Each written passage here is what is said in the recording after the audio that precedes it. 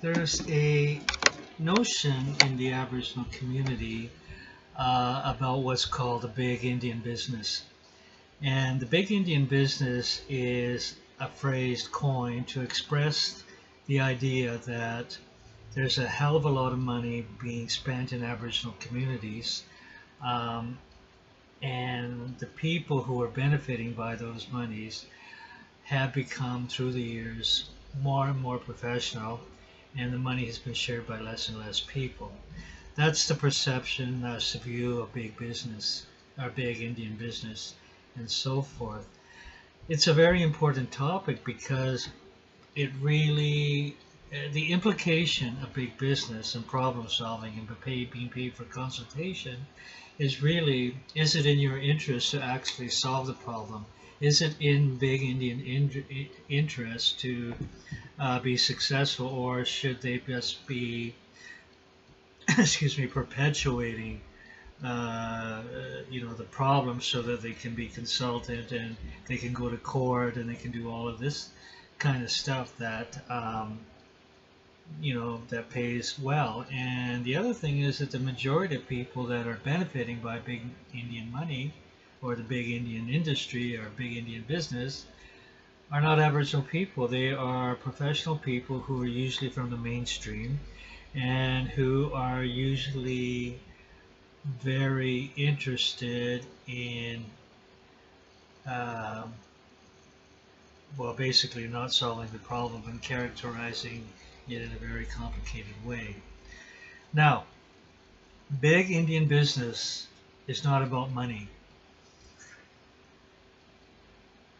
Communities need a hell of a lot of money to actually be doable.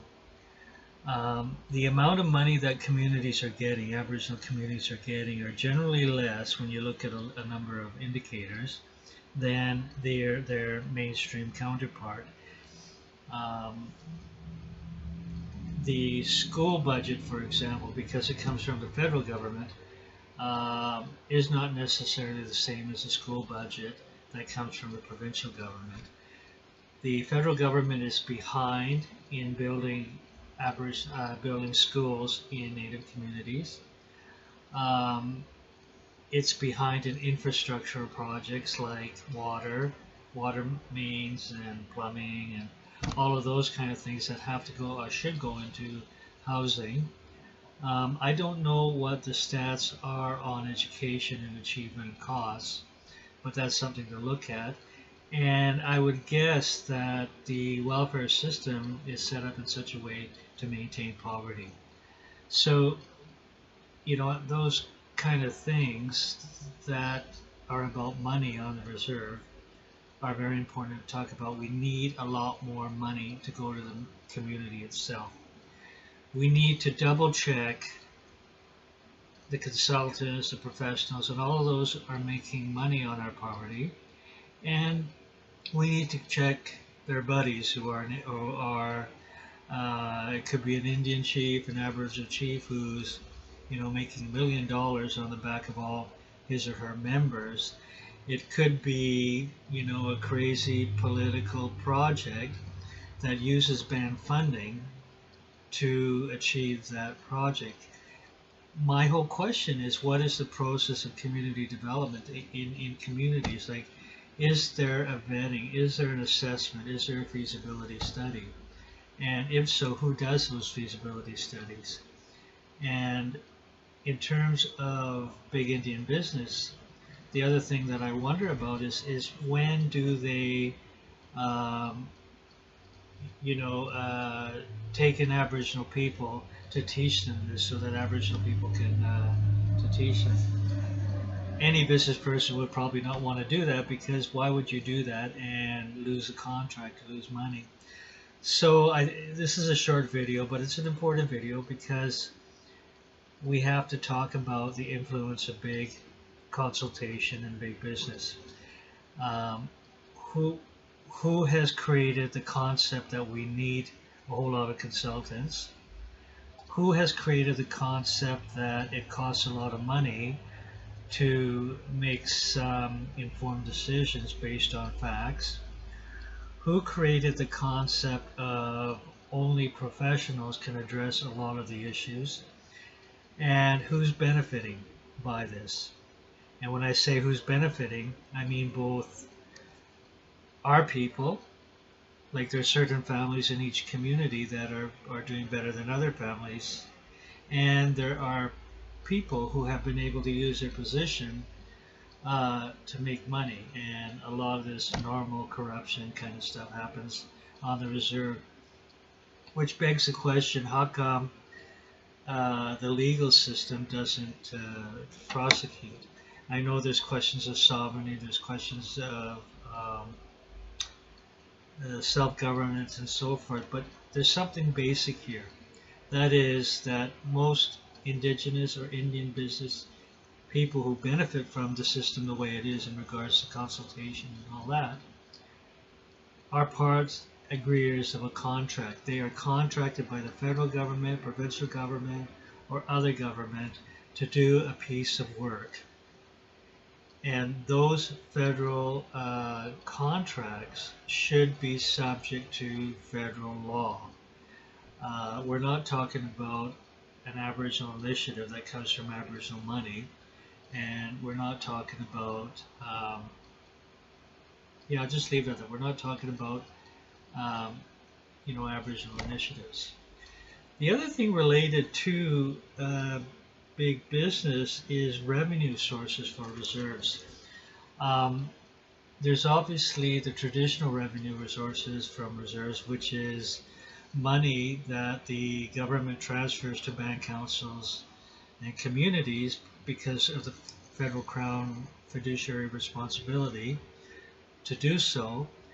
There is an emerging amount of money or new money in new economic development ideas and thinking. There's new money in new I don't know what you call it, formats, and I'm thinking in particular of the urban reserve that was created in Saskatoon, where native entrepreneurs have set up their companies tax-free to compete and to get their product to market. So those, tax incentives and that whole structure helps bring new money into the economy. The question that I have has to do with income tax.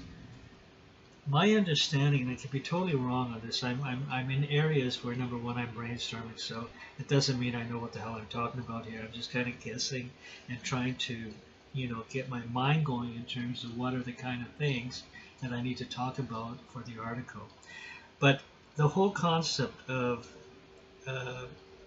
big Indian business and the need for lots of money to run a community those are the expense sides of the ledger sheet. The revenue side already is like I said, the funding, government funding, economic development, new infrastructural development, and new ways of organizing reserves, like in Saskatoon. But the one that I've always wondered about, and I would love some kind of feedback and appreciation on, is royalties. Royalties on resources that are taken from within a recognized area or territory of a group of people. Now, often these territories are shared and claimed by a number of Aboriginal communities, and that's true because as time went on, there was different migration and different movement. But even there, we can say that the Cree people of this area generally use this land. And within that piece of land, there's potash, there's oil, there's this, there's that, there's the other. What is being taken out of that territory in terms of natural resource development? What infrastructure is being put through that territory in terms of transporting the natural resource products to where they can be processed? But the royalties, so what percentage of royalties are going directly to Aboriginal communities and hopefully to Aboriginal people? Not, I guess I'm starting here. Number one, what percentage of royalties are going to Aboriginal communities as a collective group. What kind of governance structure, legislation, etc. is being developed to govern the transfer of royalties to First Nations communities, Métis communities, Inuit communities, and the off-reserve community? How do we ensure that these bulk sums of money that are received through natural resource development and royalties is shared somewhat fairly? So those are the kind of things that I'm thinking about there. And have I observed over the last 40 years any kind of thinking in that area? I have to say maybe in the 70s, the 80s, there was not much talk about it, of participating in the profit of those things. But in the 90s and 2000s, the whole discussion of natural resources was framed more in an anti-government, anti-development kind of positioning, which excluded ourselves from participating in natural resource development, excluded ourselves in participating in the building of pipelines and so forth. That is what I noticed, and I think it's still the same today. Now we have a divide, I think, in our community where there's, and it's almost a polarized divide, isn't it? It's I'm always in the middle, but there's always polarization on this subject. On the one side, we have the no development people. Oil is bad, natural resource development is bad. We can't mine, we can't have pipelines, we can't do this. But we're not giving up our computer. We're not giving up the computer. But where do the minerals come from to build a computer? They come from rare minerals, of which one new find is in my own community, is in my own territory in Quebec, the Algonquin territory. It's an ugly mine. It hasn't been developed yet, but when it is developed, the only way they say they can get these rare minerals is open pit mining. And that is just ugly. And there does not seem to be any way that you can keep toxic stuff out of fresh water. It seems to seep through underground or whatever. So there's a real cost to that. But how many of our people are prepared to give up cars, to give up, that old argument, right? I mean, I don't know what the response is. I'm sure there is a response. But in reality, I know every kid wants a laptop or the newest electronic gadget that I don't even pretend to understand what it is. And there's a moral decision that has to be made, an ethical decision that has to be made every time you use a computer. I made my decision. I'm part of the people who exploit the earth because I'm using something that was required to be mined. I'm using my computer. I'm using this thing here. So I'm not blameless. I am not separate. I am weaved in to the need for natural resources. On the other hand, there are many native communities in northern Alberta that are totally reliant on the oil industry. This provides decent jobs for people. It provides construction jobs. It has a whole lot of things. And it's not just about jobs that's important. I mean, that can be something defined as a number. But having a job and having a stable income and having a purpose in life is so important for every human being. It's so important for our own people, for our own people's health, for our own people's mindset. So, that's the other side of the polarization. I don't know if I naively believe anymore, but I naively believe that the answer is somewhere in the middle. And where I'm at in my stage of thinking on this is right here. Number one, We are part of an oil, natural resource development economy.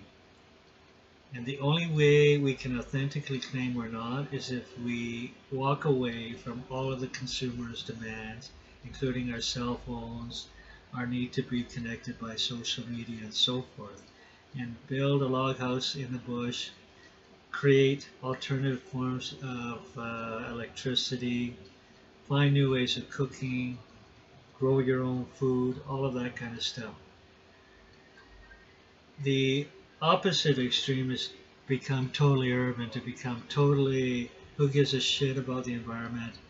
This is where I can make my money, and that kind of mindset. Or the earth is big enough that it can sustain a lot. Or we'll throw a little bit of bones of environmental projects to loudmouth activists out there, but at the end of the day, we're going to get our oil, we're going to get our pipeline through, we're going to do that. Somewhere in between those two extremes has got to be a compromise, and the compromise that I see is that the federal government, the provincial governments have to be committed to a transition process from the current economy to the green economy. And that doesn't mean just new technology. That means a transfer of the workforce who make a living on the natural resources over to making a living on the green economy. That means making the green economy a real economy that's competitive and can do better than the natural resource industry. A green economy that's got to be ready and willing to take on things when we have no more oil, or we have no more gas, or stuff like that. There was another point too about money, and I forgot what it was. Oh. Yeah, so just to like close down the I'm not going to remember that point. Just to close down this thought session, I started out by talking about the concept of big Indian business. It's used by a lot of critics to a lot of the things that are being done and where federal money, provincial money is being spent in Aboriginal communities. And essentially, big business, big Indian business is not about a lot of money. Big Indian business, the concept, the criticism of the concept is about who's making the money, how much are they making, and how is this money being divided and effective for job creation in our communities, and where is both the government, the community, and the people themselves in getting the education that they need to do these kind of environmental assessments or research that lays out a plan of action for a community planners. There's no need to not have Native people doing this. In any community, there is a percentage of the budget that goes to research, development, understanding the implications of whatever project you're going to take on in a community. That happens. But that should happen within a percentage of an overall budget. But big business is the exploitation of this concept to the exclusive benefit of a few. And that's why it's come under criticism. And I think the criticism is pretty generally what I see as well. And then from there, I kind of morphed off to the idea of revenue and expenses. So we talked about the expenses of big business, of I can't remember, I'll have to look at the video game, but the expense side of the ledger sheet: welfare, community services, education costs, medical costs, infrastructure costs. I talked a little bit about how the federal government is behind in building school buildings. I don't think we need a hell of a lot of consultation to know we need a school building. and we know how many kids are being born, so we know roughly how to project the demographics so that we know what grades that we need to build for. I talked about infrastructure like water projects, that again we can have a pretty good guess by looking at the population statistics about how quick the local community population is growing, and from there what is needed in terms of fresh water. It doesn't take millions of dollars to figure those things out. So those are kind of the expenses that I talked about. On the revenue side, I talked about the traditional source of money coming into communities. I talked about governance, about education, health, all of those social service sectors, social service and health sectors are traditional sources of revenue for the reserve. And ironically, each of those sectors are dominated by this or that family. So we got a bit of ways to go here in terms of, I don't know, equal hiring practices, if that's a value of Native people in different communities. We talked about economic development as a new and growing source of revenue for the community. And there's a whole lot of questions of that. I think that there is a lot of support, and I think that that's one of the good things that I've seen over the last 40 years. I mean, virtually over the last 40 years, I've seen good things in infrastructure and all that stuff. I'm not saying we're failing, but I'm saying, where do we go from here?